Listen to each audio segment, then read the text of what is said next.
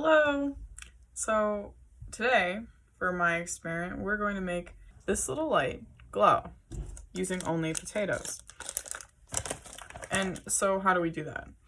Well, what you need is a potato, right? Just a big one. You want a big one. You want a whole bag of potatoes because you're going to need a lot of potatoes to produce enough electricity to light this light.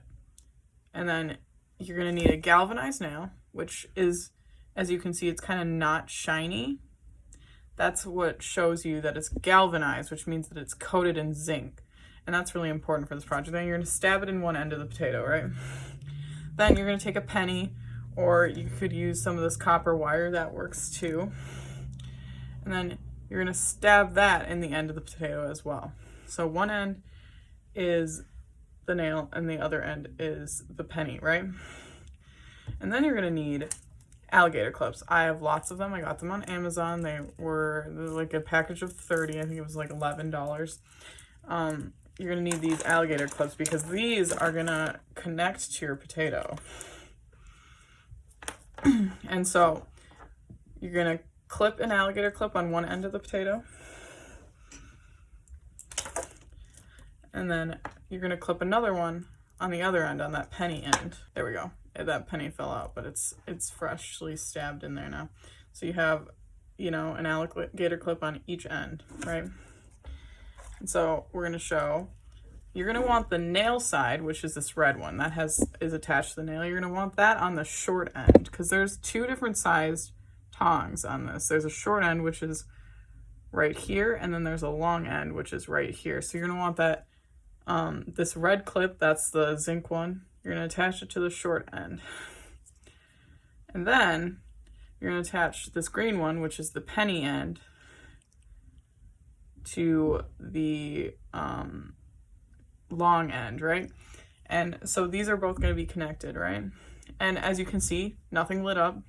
That's because one potato doesn't produce enough electricity. So one of these lights is 3 volts of electricity. A potato only produces about, a half a volt. So you're going to need lots of potatoes. And I'm going to show you in these next couple of clips, what happened when I made an entire circuit of potatoes.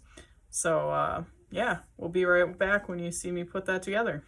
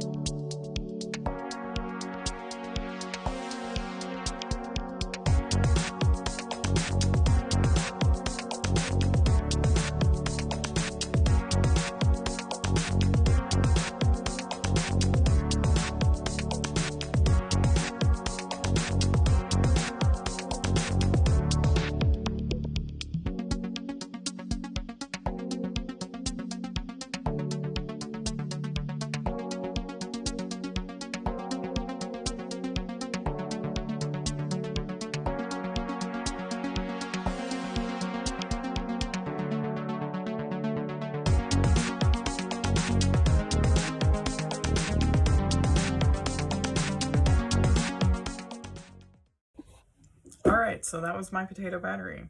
As you could see in that short clip I had 10 potatoes and they were all attached with alligator clips, forming a circuit, right?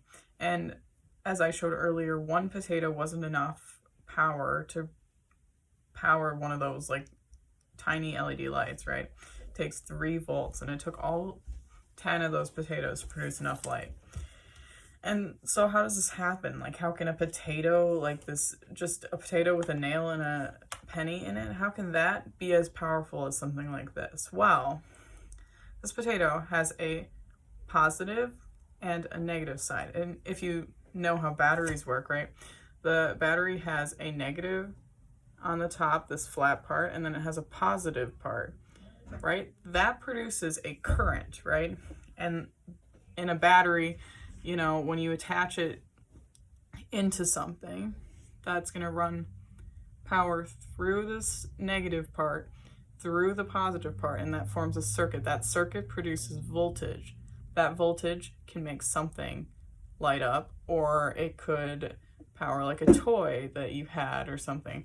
Now this potato is the same idea, right? We have our negative part, and then we have the positive part, which is that copper. And what happens is, using alligator clips, you're creating a circuit, right?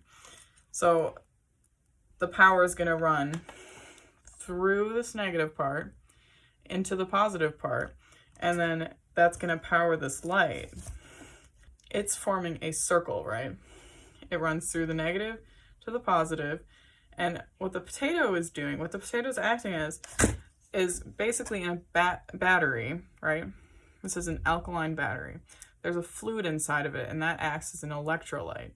And the electricity can pass through this electrolyte from the negative to the positive side. And the potato is acting as that fluid in the battery. And what's really interesting about this is that you only need simple materials to create something as complex as a battery.